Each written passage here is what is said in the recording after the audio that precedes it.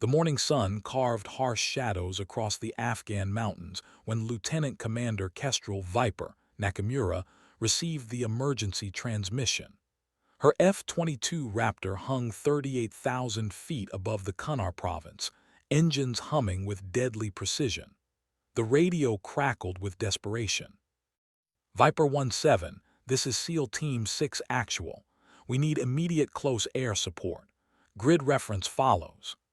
The voice belonged to Lieutenant Commander Marcus Reaper Rodriguez, a man whose reputation preceded him through every special operations briefing room in the Pacific Fleet. Kestrel adjusted her helmet display, fingers dancing across the cockpit controls with practiced efficiency. She'd been orbiting this airspace for 3 hours, watching the mountains like a hawk studies prey. Intelligence had suggested Taliban movement, but the terrain remained eerily quiet until now. Copy SEAL 6. Send your grid and threat assessment.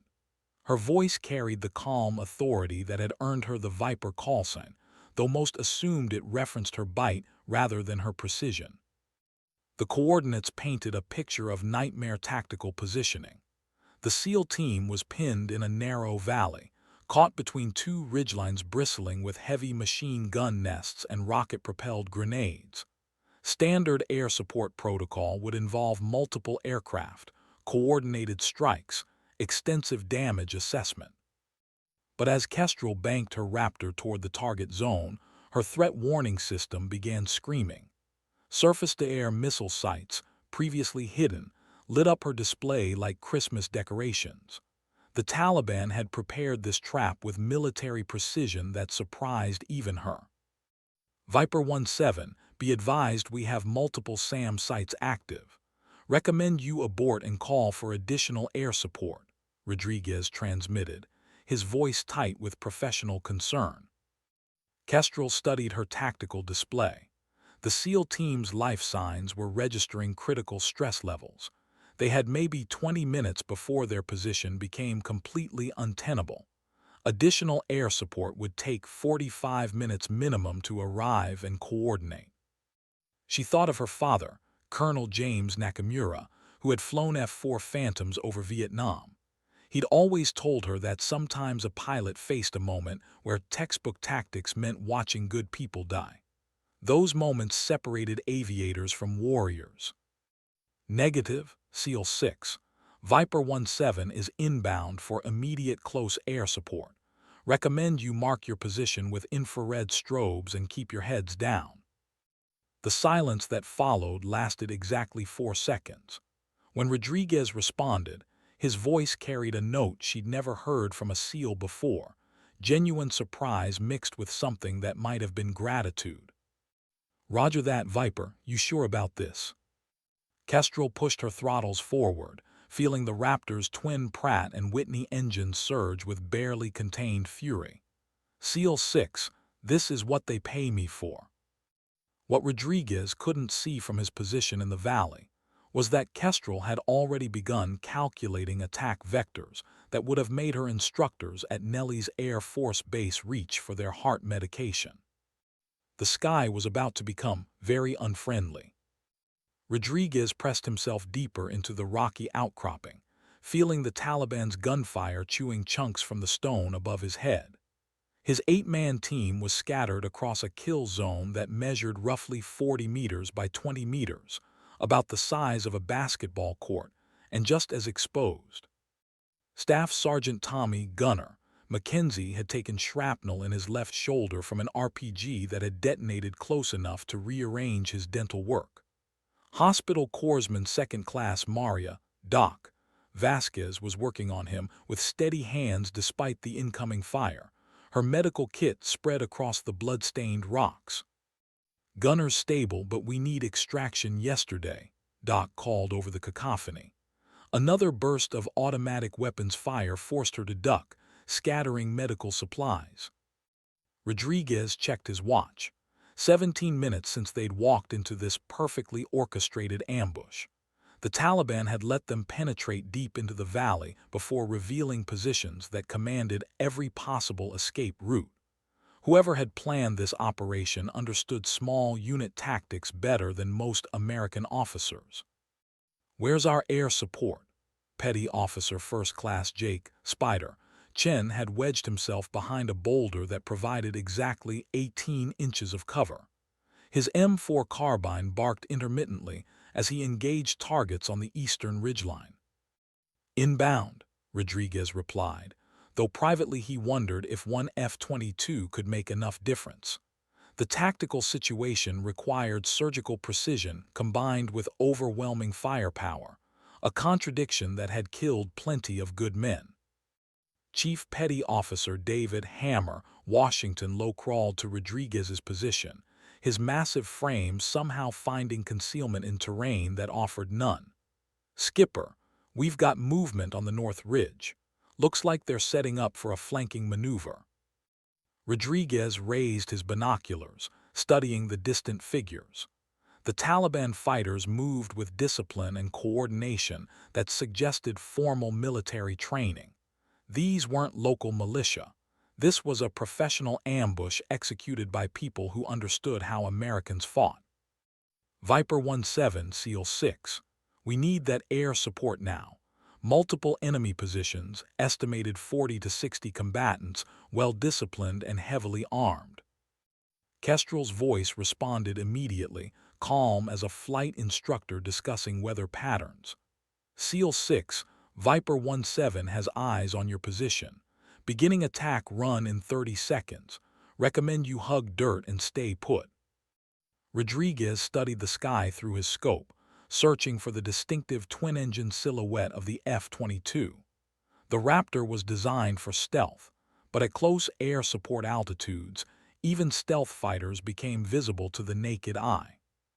What he saw instead made him blink twice to ensure his vision wasn't compromised by stress and adrenaline. A single aircraft approached from the southeast, flying lower than any sane pilot would dare in surface-to-air missile territory. The F-22 moved with predatory grace, its angular surfaces catching sunlight like a blade.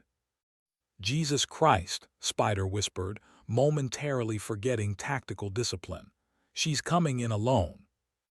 The Raptor's approach vector defied conventional close air support doctrine. Instead of maintaining standoff distance and engaging with precision-guided munitions, Viper was setting up for a gun run that would bring her within small arms range of enemy positions. Rodriguez had worked with dozens of Air Force pilots during his career. Most were competent professionals who followed protocols and minimized risks. A few were cowboys who took chances that made staff officers nervous. He'd never seen anything like this. Kestrel's F-22 descended through the mountain thermals like a raptor diving for prey, her airspeed indicator showing numbers that would have terrified most pilots. She disabled her radar warning system. The constant threat alerts were becoming counterproductive, and was flying purely on visual navigation and instinct. The surface-to-air missile sites tracked her descent, their operators undoubtedly surprised by her aggressive approach. Most American pilots maintained respectful distances from SAM threats, engaging with standoff weapons that kept them safely above the engagement envelope. Kestrel was diving straight into the teeth of their air defense network. Her targeting system painted the first machine gun nest with laser precision. The 20 M61A2 Vulcan cannon, mounted in her starboard wing root, contained 480 rounds of armor-piercing incendiary ammunition. Each round weighed approximately half a pound and left the barrel at nearly twice the speed of sound. "SEAL 6, guns, guns, guns," she transmitted, her voice steady despite pulling nearly 7 gs in her attack dive. The Vulcan cannon spoke with authority that echoed off the surrounding peaks. Depleted uranium rounds struck the machine gun position with kinetic energy that converted stone and steel into plasma. The Taliban fighters manning the position simply ceased to exist, their weapons silenced permanently. Rodriguez watched through his binoculars as the enemy position erupted in smoke and debris. The accuracy was surgical, close enough to neutralize the threat, distant enough to avoid fratricide. Outstanding shooting, Viper. Target destroyed. But Kestrel was already banking hard left, her Raptor's thrust vectoring system allowing maneuvers that seemed to violate the laws of physics. The second machine gun nest opened fire, tracer rounds reaching toward her aircraft like deadly fireworks. She rolled inverted and pulled through a split-S maneuver that brought her gun sight to bear on the eastern ridgeline. Her cannon fired again, longer burst this time, walking destruction across 3 separate fighting positions. "This is incredible," Doc muttered, watching the aerial display while continuing to treat Gunner's wounds. "She's flying like she owns the sky." The Taliban surface-to-air missiles finally launched, white contrails scribing death sentences against the morning blue. Kestrel's threat warning system screamed as 2 SA-7 Grails accelerated toward her aircraft. She deployed chaff and flares while executing a defensive maneuver that combined elements of a barrel roll and vertical climb. The missiles lost lock, detonating harmlessly in her wake.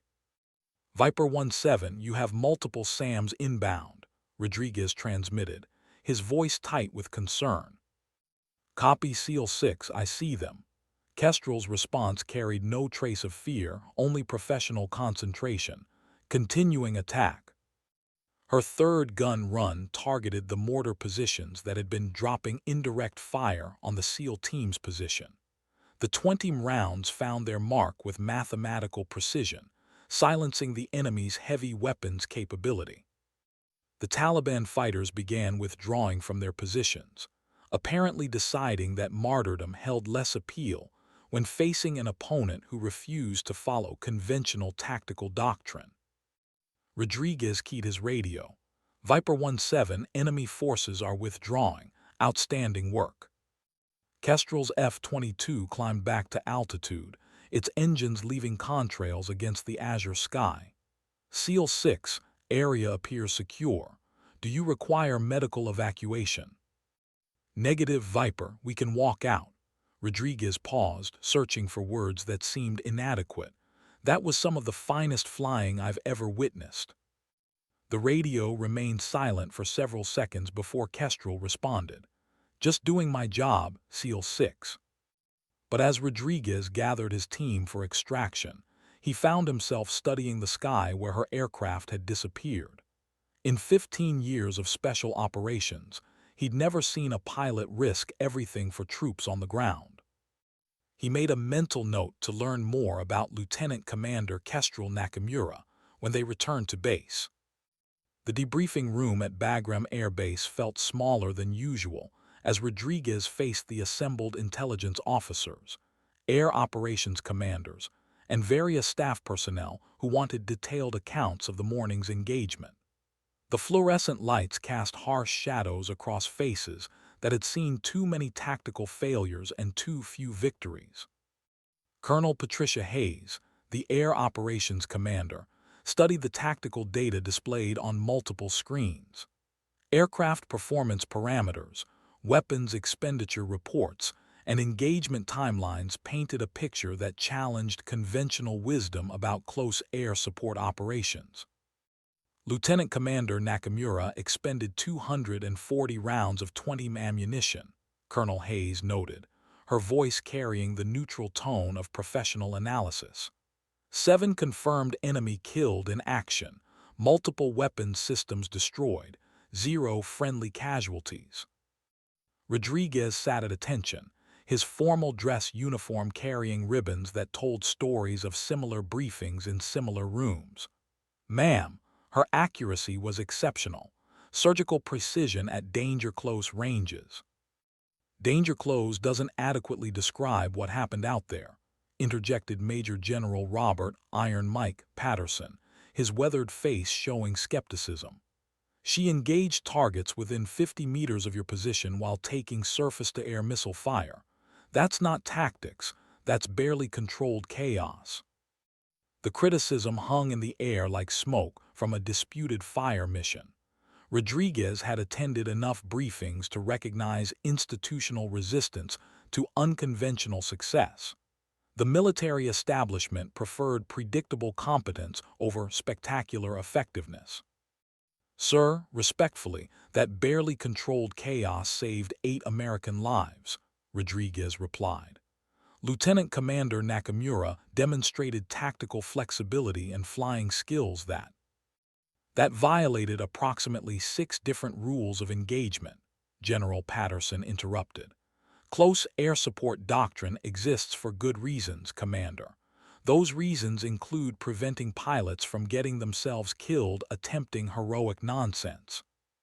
Colonel Hayes consulted her tablet, scrolling through performance data.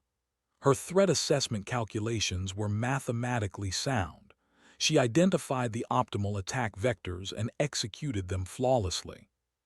"She got lucky," Patterson stated flatly. "Luck isn't a tactical doctrine." Rodriguez felt his professional composure beginning to fray. "Sir, luck doesn't explain disabling 7 enemy positions with mathematical precision while evading multiple surface-to-air missiles. That requires skill sets that—" The briefing room door opened, interrupting his defense. Lieutenant Commander Kestrel Nakamura entered wearing standard flight suit, her appearance unremarkable except for the quiet confidence that preceded her like an advance guard. She moved to attention and addressed General Patterson with crisp military bearing. "Sir, Lieutenant Commander Nakamura reporting as ordered." Patterson studied her with eyes that had evaluated thousands of pilots over 3 decades of military service. "Commander, your performance this morning raises questions about adherence to established tactical procedures." Kestrel's expression remained neutral. "Sir, I followed rules of engagement appropriate to the tactical situation. SEAL Team 6 required immediate close air support. I provided it." "You provided it by flying directly into a surface-to-air missile envelope and engaging targets at ranges that endangered both yourself and friendly forces," Patterson replied. "Care to explain your tactical reasoning?" The question carried undertones that every military officer recognized: a superior testing subordinate judgment while searching for grounds to assign blame. Kestrel considered her response with the same methodical approach she'd used to calculate attack vectors. "Sir, standard close air support doctrine assumes availability of multiple aircraft and extended engagement timelines. The tactical situation required immediate action with available resources." Rodriguez watched the exchange with professional interest. Most pilots faced with general officer criticism would offer apologetic explanations or defer to superior wisdom. Kestrel was calmly defending her tactical decisions, as if discussing weather patterns.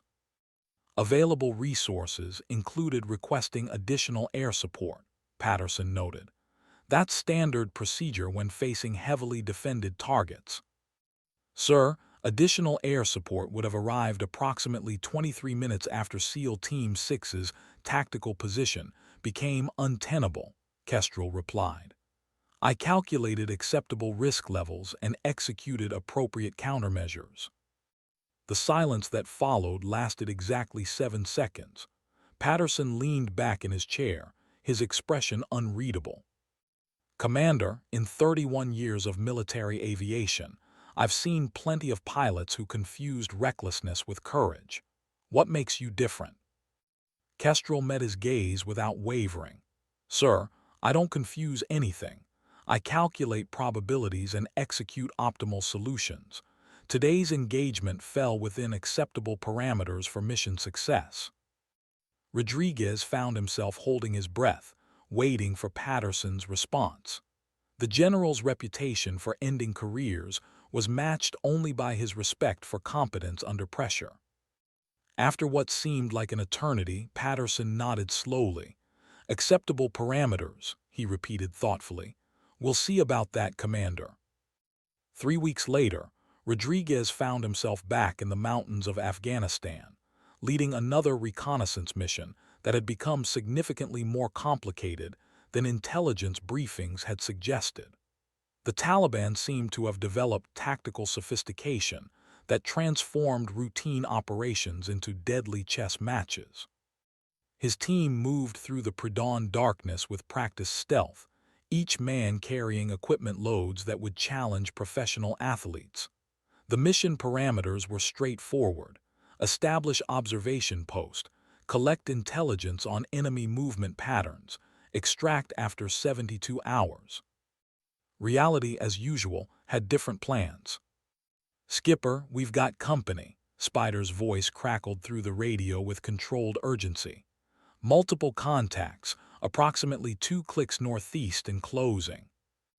Rodriguez raised his night vision scope, studying the terrain features that offered concealment and cover. The tactical situation was deteriorating with mathematical precision. Enemy forces approaching from multiple directions. Extraction helicopter 45 minutes away. Limited ammunition and no air support on station. "All stations, this is SEAL 6 actual. Prepare for contact in approximately 15 minutes. His calm professionalism masked growing concern about their tactical options. Chief Washington established a defensive perimeter while Doc performed final equipment checks. Gunner, recovered from his previous wounds, positioned his M249 squad automatic weapon to cover the most likely avenue of enemy approach. The Taliban forces appeared at dawn like ghosts, materializing from the landscape itself. Their movement patterns demonstrated coordination and training that transformed them from insurgents into professional military opponents. "Contact front," Mackenzie called, his saw chattering in controlled bursts. Multiple targets reinforced squad strength. Rodriguez assessed their situation with practiced efficiency. The enemy held tactical advantage in numbers and terrain. American advantages included superior training, better equipment, and, hopefully, close air support. "Viper 17, SEAL 6 actual. We need immediate assistance, danger close engagement, multiple hostiles." He transmitted coordinates while engaging targets with his M4 carbine. Kestrel's voice responded with familiar calm authority. "SEAL 6, Viper 17 inbound your location. Estimate 2 minutes." Rodriguez found himself actually smiling despite incoming automatic weapons fire. "Outstanding, Viper. Same tactical parameters as before." "Copy, SEAL 6.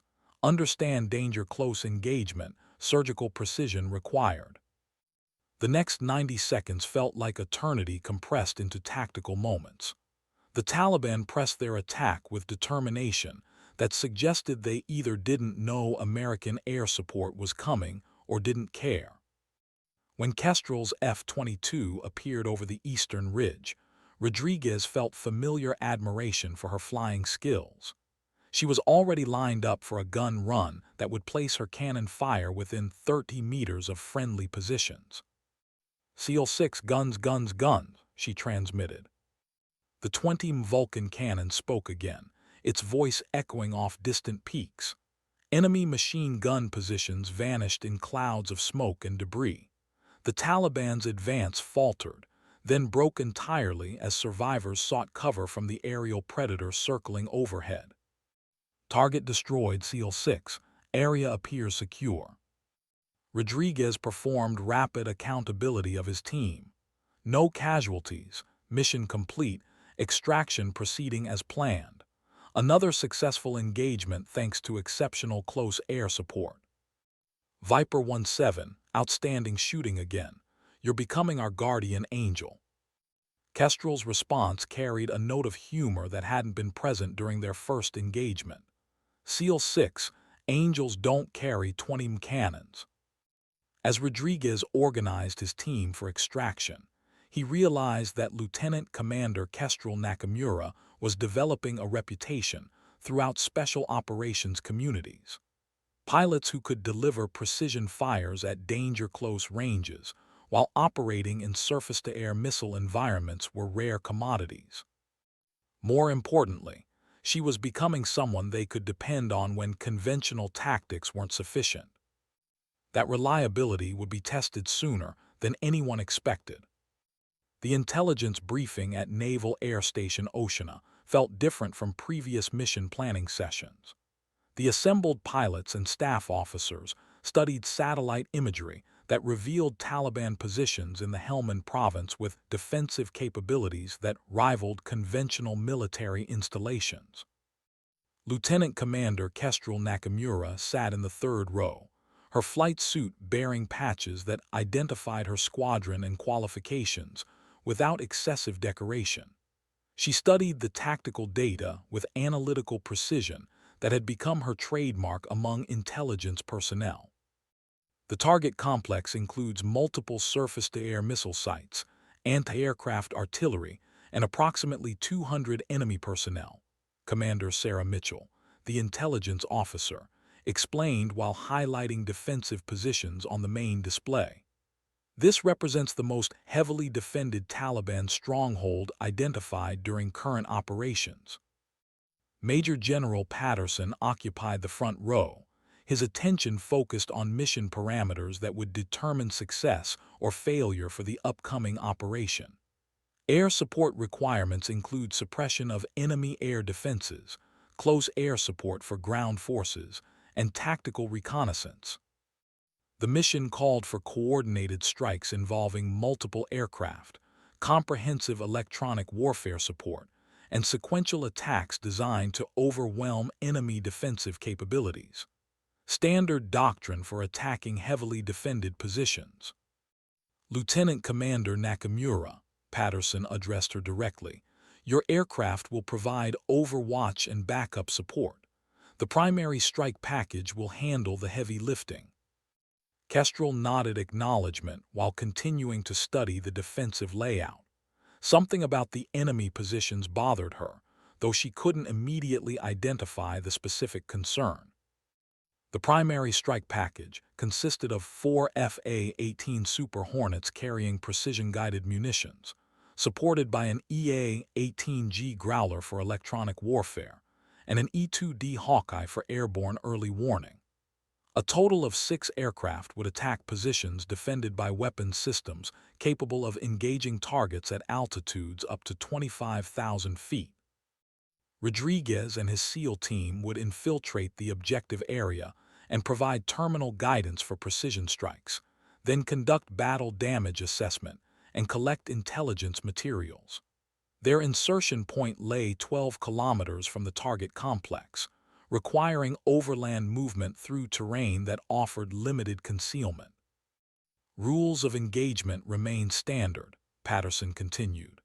Positive identification required before engagement, minimize collateral damage, coordinate all strikes through tactical air control. The briefing concluded with individual pilot consultations regarding specific attack responsibilities.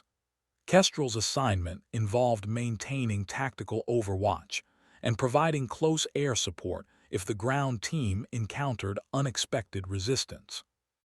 As pilots filed out of the briefing room, Commander Jake "Outlaw" Morrison approached her with casual confidence that masked professional concern.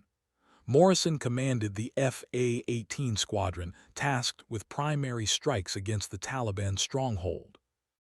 Nakamura, heard you've been making friends with the special operations community, Morrison said, his tone carrying subtle undertones that she recognized as professional skepticism.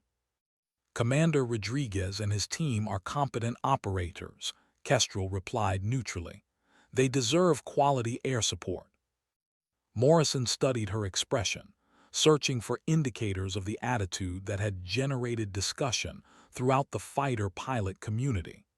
Quality air support doesn't require flying through surface-to-air missile sites at altitudes that endanger the aircraft. The criticism was delivered with professional courtesy, but Kestrel recognized institutional resistance to tactical innovation. Most pilots preferred predictable missions with minimal risks and maximum standoff ranges. Commander, tactical situations sometimes require flexible responses, she replied. I calculate acceptable risk levels and execute optimal solutions. Optimal solutions, Morrison repeated, his voice carrying skepticism. Viper, flying isn't about calculations. It's about experience, judgment, and understanding limitations. Kestrel considered his perspective with the same analytical approach she applied to tactical problems. Morrison had accumulated over 2,000 flight hours in tactical aircraft, participated in 3 combat deployments, and earned respect throughout the aviation community. He was also wrong about the relationship between calculation and intuition in aerial combat.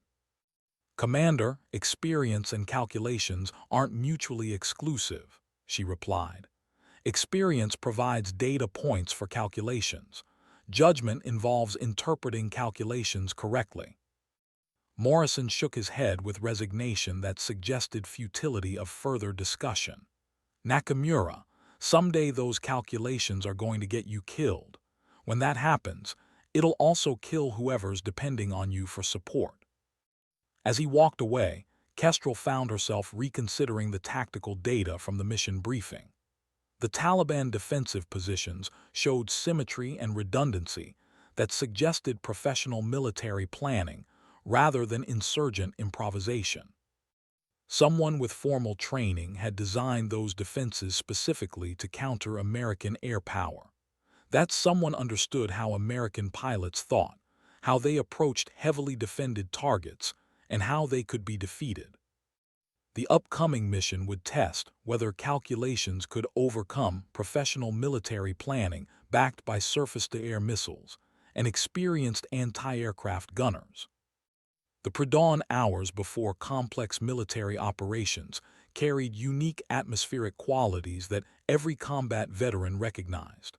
A combination of focused tension, methodical preparation, and understated humor that masked deeper anxieties about mortality and mission success. Kestrel completed her pre-flight inspection with ritualistic precision, her hands moving across control surfaces and weapons systems with practiced efficiency.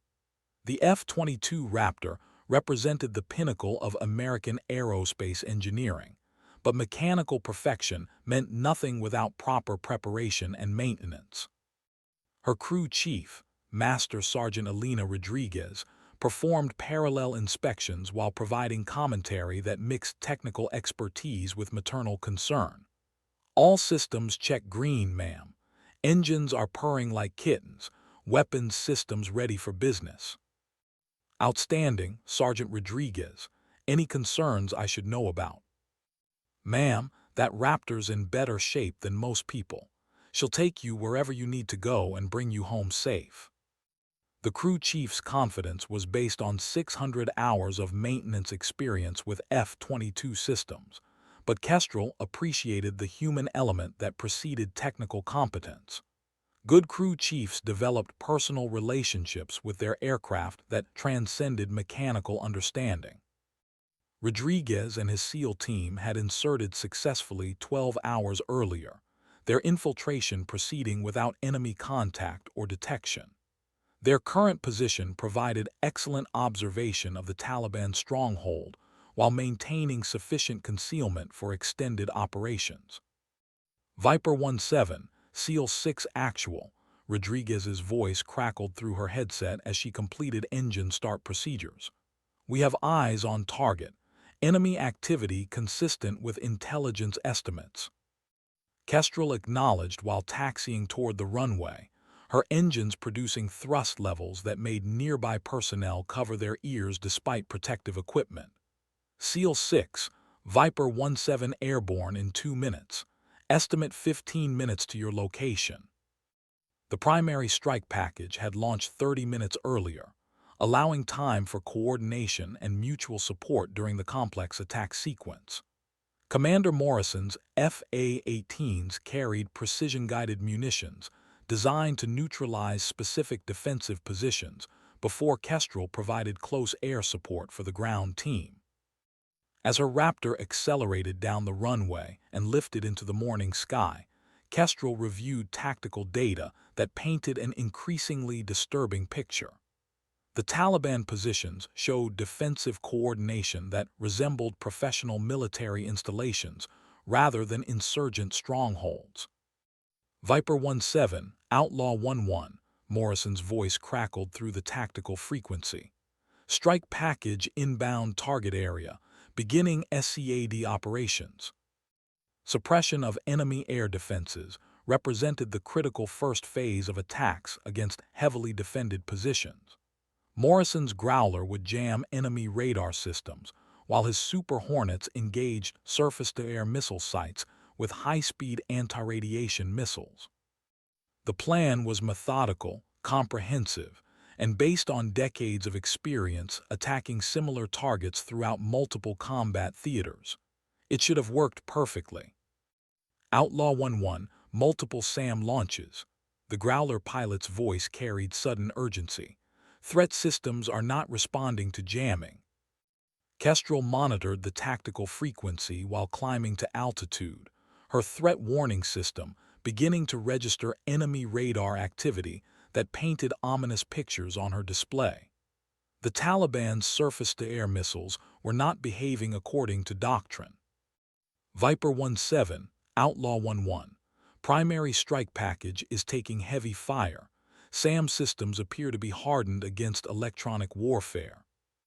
The tactical situation was deteriorating with frightening speed. Morrison's aircraft were designed to attack targets after suppressing air defenses, not to survive in heavily defended airspace without electronic warfare support. Outlaw 11, Viper 17 inbound your location, Kestrel transmitted while pushing her throttles forward. What's your status? Viper, we've got problems. Multiple aircraft damaged, 2 pilots egressing on emergency power. The defenses are too heavy for standard attack profiles. Rodriguez's voice cut through the tactical frequency with professional urgency. All stations, SEAL 6 actual. Enemy forces are mobilizing for counterattack. We need immediate close air support or we're going to be overrun. The mission was collapsing into exactly the kind of tactical nightmare that killed good people and generated congressional investigations. Multiple aircraft damaged, special operations team in danger, enemy defenses proving more capable than intelligence estimates had suggested. Kestrel studied her tactical display while calculating options that ranged from bad to catastrophic. Standard doctrine called for aborting the mission and requesting additional resources. That would leave Rodriguez and his team facing superior enemy forces without air support. Alternative doctrine involved flying into the teeth of surface-to-air missile defenses that had already damaged multiple American aircraft. She thought about Commander Morrison's warning regarding calculations and mortality, then pushed those thoughts aside. Mathematics didn't care about fear. SEAL 6, Viper 17 beginning attack run. Mark your position and take cover. The Taliban stronghold erupted in anti-aircraft fire as Kestrel dove her Raptor toward targets that blazed with electronic signatures designed to kill American pilots. Surface-to-air missiles launched in coordinated salvos that painted deadly contrails against the morning sky. Her threat warning system screamed constantly now, the audio alerts becoming background noise as she focused on attack vectors that would minimize friendly fire risks while maximizing damage to enemy positions. The first SAM site disappeared in a cloud of 20 destruction as her Vulcan cannon found its mark with mathematical precision. The second site tracked her aircraft with radar-guided accuracy that forced defensive maneuvers approaching her aircraft's structural limits. Viper 17, you have multiple missiles inbound. Morrison's voice carried desperate urgency. Kestrel deployed countermeasures while executing a defensive spiral that brought her below the surrounding ridgelines, using terrain masking to break missile lock-on sequences. 2 SA-11 gadflies detonated harmlessly above her position. SEAL 6, this is Viper, beginning second attack run.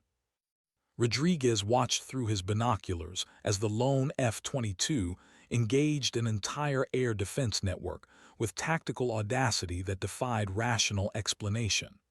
"Viper, you're outnumbered about 20 to 1 up there." "Copy SEAL 6, I've had worse odds." Her second gun run targeted the anti-aircraft artillery positions that commanded approaches to the Taliban stronghold. The 20 rounds struck with kinetic energy that converted steel and concrete into molecular debris, silencing weapons that had threatened American aircraft for months. But as she climbed back to altitude, Kestrel's fuel gauges showed consumption rates that would limit her engagement time to approximately 8 more minutes. After that, she would need to return to base or risk flaming out over enemy territory. The Taliban's remaining surface-to-air missiles launched in a final coordinated salvo, 6 missiles tracking her aircraft simultaneously from multiple directions. Her countermeasures were nearly exhausted, her aircraft's defensive systems pushed beyond designed capabilities. Rodriguez keyed his radio with professional calm that masked personal concern.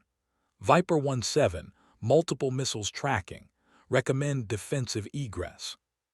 Kestrel's response carried familiar determination. "Negative, SEAL 6, I'm not finished yet." She rolled inverted and pulled through a split-S maneuver that brought her directly toward the remaining Taliban positions, flying straight into the missile engagement envelope with throttles firewalled. The surface-to-air missiles lost tracking lock as her aircraft approached minimum engagement range, their guidance systems unable to compensate for her suicidal approach vector.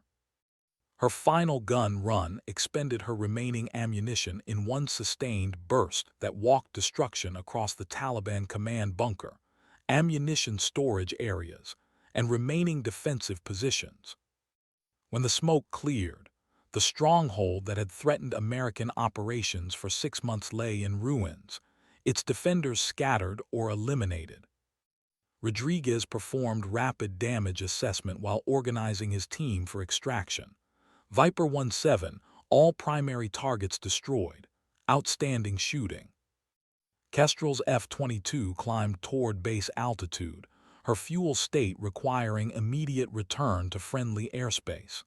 "SEAL 6, area secure. Recommend expedited extraction." As her aircraft disappeared into the distance, Rodriguez found himself shaking his head in amazement. In 24 years of military service, he'd never witnessed anything comparable to what Lieutenant Commander Kestrel Nakamura had just accomplished. A single pilot had defeated an entire air defense network through tactical innovation, precision flying, and calculated aggression that bordered on the supernatural. He made another mental note to learn more about the woman they called Viper. The after-action briefing at Naval Air Station Oceana resembled a medical examination more than a typical operational debrief. Flight surgeons, maintenance personnel, intelligence officers, and senior commanders gathered around displays showing aircraft performance data that challenged established understanding of both human capabilities and mechanical limitations. Lieutenant Commander Kestrel Nakamura sat at the conference table wearing fresh flight suit, her appearance showing no evidence of the morning's aerial combat beyond slight fatigue around her eyes. The medical staff had cleared her for duty after comprehensive examinations revealed no physical effects from the extreme gravitational forces she'd endured. Major General Patterson studied telemetry data that painted mathematical pictures of aerial maneuvers exceeding F-22 design specifications. "Commander, your aircraft pulled sustained G-forces approaching 9.7 during defensive maneuvers. The F-22 is rated for 9.0 maximum."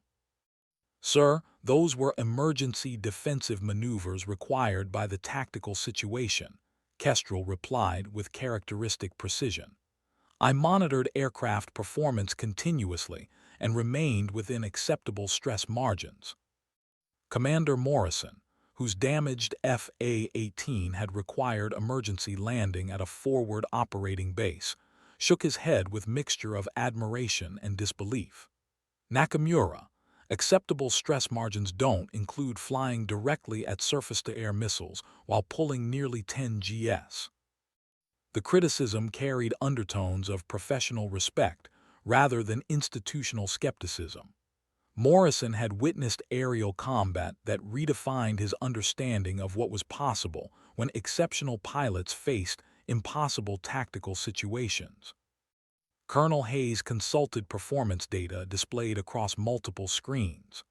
Your ammunition expenditure was 480 rounds, complete depletion of your cannon system. 7 confirmed surface-to-air missile sites destroyed, 12 anti-aircraft artillery positions neutralized, 1 command bunker eliminated. Ma'am, the tactical situation required maximum effort, Kestrel responded.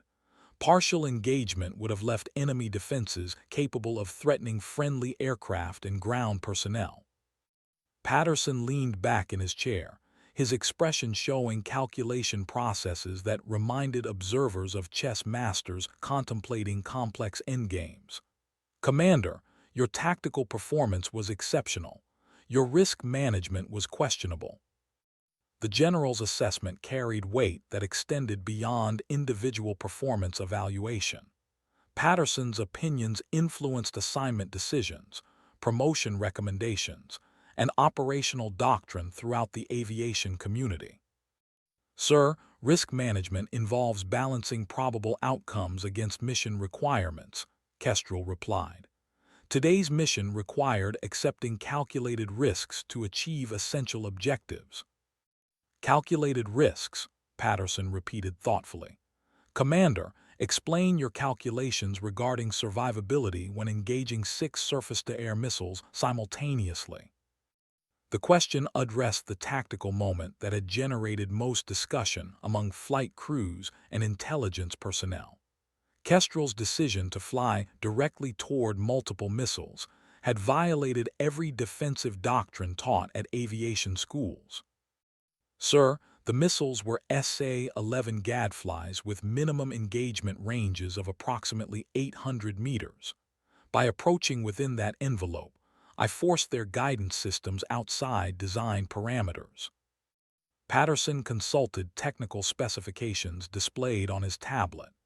SA-11 systems are designed to engage targets at ranges from 800 meters to 50 kilometers. You approached within 300 meters of active launchers. Yes, sir. That placed my aircraft below their minimum engagement capability while allowing optimal attack geometry for my cannon system. The silence that followed lasted nearly 10 seconds while assembled personnel processed the tactical implications of her statement. Using minimum engagement ranges as defensive tactics required mathematical precision, combined with flying skills that approached the supernatural. Morrison broke the silence with professional admiration that transcended inter-service rivalry. Viper, that's either brilliant tactical innovation or suicidal ends.